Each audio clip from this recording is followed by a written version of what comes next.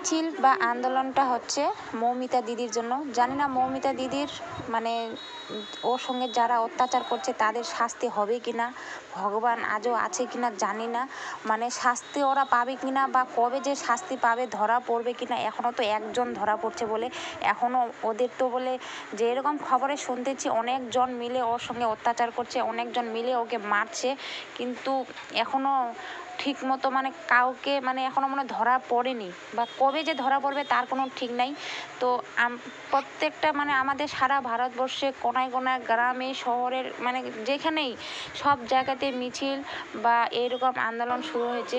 তো আমাদের এখানেও আন্দোলন হয়েছে, আজকে নিয়ে 2 দিন হলো। প্রথম দিন আমি যেতে পারিনি, প্রথম দিন আরেকটা ওটা কোন তারিখে যেন ছিল, 12 তারিখ না কয় তারিখে যেন ছিল। তো আজকে হচ্ছে 21 তারিখ, তো এটা 21 তারিখের মিছিল হচ্ছে। তো আমি আজকে আসি, আমি ভাবলাম কি প্রথম যেদিন হয়েছিল আরেকদিন সেদিন তো আমি আসতে পারিনি, আসার খুব বেশি ইচ্ছা ছিল, কিন্তু সেদিন একটু আমার কাজ ছিল অতিরিক্ত, তো কাজ ছেড়ে আমি আসতে পারিনি। সেদিন আমার ভাগনা বৌমাগুলোকে আনতে আসলো, তো দিদি বাড়ি ছিলাম সেই জন্য আসতে পারিনি। কিন্তু আজকে বাড়িতে ছিলাম, বাড়িতে সেলাই করছিলাম, সেলাই কাজ বাদ দিয়ে আমি চলে আসি মিছিলে, তাও আবার লাস্ট টাইমে। মানে প্রথমে আসতে পারিনি কারণ হচ্ছে একটা টুসুকে নিয়ে না খুব মানে কোলে নিয়ে হাঁটা খুব মুশকিল, আর বাচ্চা দেখার লোক না থাকলে আরেকটা সমস্যা, তো সেজন্য আসতে পারিনি। এখন আসলাম একটু আগে, মানে ওরা ঘুরে অনেকটা রাস্তা ঘুরে চলে আসলো।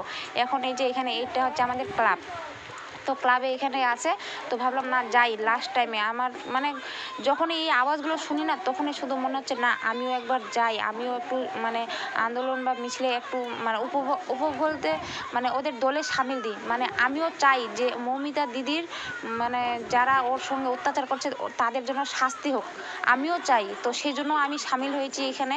আমার যদি মনে যদি না থাকতো যে ওরা কী হয়েছে হোক দেখার নেই, ওইটা যদি আমার মনে থাকতো তাহলে কিন্তু আমি এখানে আসতাম না। কিন্তু আমি চাই যে ওদের শাস্তি হোক, মৌমিতা দিদির সঙ্গে যারা যারা অত্যাচার করছে প্রত্যেকটা কঠিনের কঠিন তার ওই যে ফাঁসি হোক, আমিও চাই ফাঁসি হোক।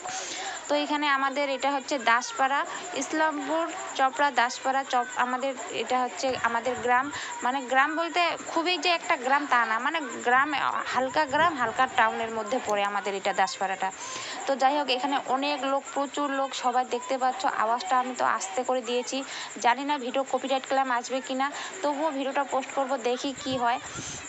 তো এখানে অনেক লোক এসে খুবই ভালো লাগলো। আর কি বলো তো, মানে আমাদের শুধু এখানে যে আন্দোলন বা মিছিলটা হচ্ছে তা না, প্রত্যেকটা মানে ভারতবর্ষে কোনায় কোনায় হচ্ছে।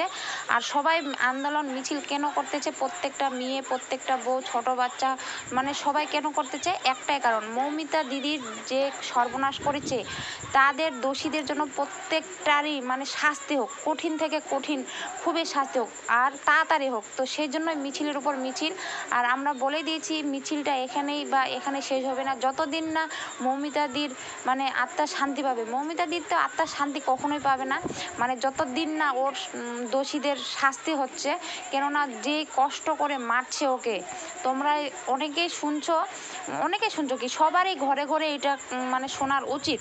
কেননা আমি তো যখনই ওই ভিডিওটা দেখি তখনই তো আমার চোখের জল বের হয়ে আসে, গায়ের যে মানে হাতে পায়ে যে অঙ্গগুলো থাকে অঙ্গগুলো খাড়া হয়ে যায় আমার, মানে শুধু শরীরটা কাঁপতে থাকে যে ইস রে ভগবান, এত কষ্ট করে একটা মেয়েকে মারছে। তারপরে আরেকটা বড় কথা হচ্ছে কি, মেয়ের শত্রু। আজকাল ভাবা যায় মেয়েই যদি মেয়ের শত্রু হয় তাহলে ছেলেদের কিভাবে বিশ্বাস করবো বলো। আর এখন আবার ছোট ছোট বাচ্চাগুলো এই যে বড় হচ্ছে, আমার দিয়াও চলে আসে, দেখতে পাচ্ছ দিয়া এই পোস্টারগুলো দেখতেছে, মানে দিয়া পোস্টার দেখে ভয় পাচ্ছে। জানো আজকে দিয়াকে যে আনছি একটাই কারণ যে চল তোকেও, আর ও আমার সঙ্গে আসতে চাইছিল তো সেজন্য নিয়ে আসি, কিন্তু ওকে এনে আমি বিপদে পড়ছি। বাড়ি গিয়ে শুধু বারবার ঘর থেকে বের হতে পারতেছে না এই পোস্টারগুলো দেখে, বলছে মা এত ভয়ানক ভয়ানক পোস্টার, এগুলো কি? আমি তো তোকে অত কিছু বুঝতে হবে না, তুই শুধু মানে দলে যোগদান দেয় এটাই। কিন্তু ও পোস্টারগুলো দেখে খুব ভয়ানক পেয়েছে। তাহলে ভাবো ওইটুকু বাচ্চা এই পোস্টারগুলো দেখে ভয় পাচ্ছে, তাহলে যখন ও বুঝতে পারতো তাহলে ওর কতটা ভয় লাগতো। ও কিন্তু বুঝে না এখনও, মৌমিতাদির যে ঘটনাটা ঘটছে ওর সঙ্গে কী হয়েছে, ও দিয়া কিন্তু এখনও কিছু বুঝে না, ছোট মানুষ তো কীভাবে বুঝবে। কিন্তু এই যে পোস্টারগুলো যে আছে পোস্টারগুলো দেখে কিন্তু পুরো ভয় পেয়ে গেছে। তাহলে ভাবো যদি একবার যদি ঘটনাটা জানতে পারতো তো কী হয়েছে, তাহলে ও কতটা ভয় পেত ওইটুকু বাচ্চা। তো যাই হোক, তারপরে এই যে পুরো মাঠটা আমরা গোল করে নিলাম। এটা হচ্ছে আমাদের ক্লাবের মাঠ।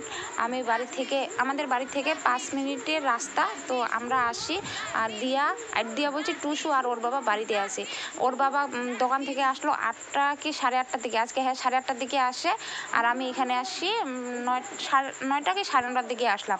মানে আমাদের এখানে তো মিছিলটা বের হয়েছে সেই সন্ধ্যে 7টার দিকে। আমি তখনই আসতে চাইছিলাম, কিন্তু ওই যে টুসুকে কে দেখবে, টুসুকে কোলে নিয়ে হাঁটতে পারবো না, আর তো সেই জন্যই আসতে পারিনি। কিন্তু এই যে আমার কথা আছে না, মনে যদি মানে এসে থাকে ভগবান, মানে কি বলবো, মানে আমার এটা ভাগ্যে ছিল যে আজকে আমি মিছিলে যোগদান করব। আর আমার খুব ইচ্ছা ছিল যে আমি যোগদানে, যখন 7টার সময় মিছিলটা বের হয় তখনই আসার জন্য মনটা ছটফট করছিল।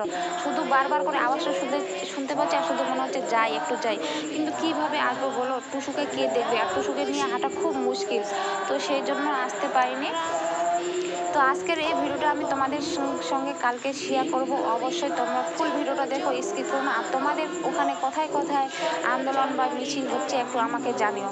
আর এইটা কিন্তু প্রত্যেকটা জায়গায় করা উচিত, কেননা তাড়াতাড়ি যেন মৌমিতা দিদির যে মানে দোষীগুলো যে আছে ওরা কঠিন থেকে কঠিন শাস্তি পাক। মানে যারা যারা একদম মানে দোষীগুলো আর কি, মৌমিতা দিদির সঙ্গে যে অত্যাচারগুলো করছে লোকগুলো বা মেয়ে দুইটা, শাস্তি পাক। আমি তো শুধু মানে মেয়ে দুটার কথা ভাবলেই না গায়ে কেমন যেন চলে আসে। মেয়ে হয়ে মেয়ে এত বড় ক্ষতি কিভাবে করলো।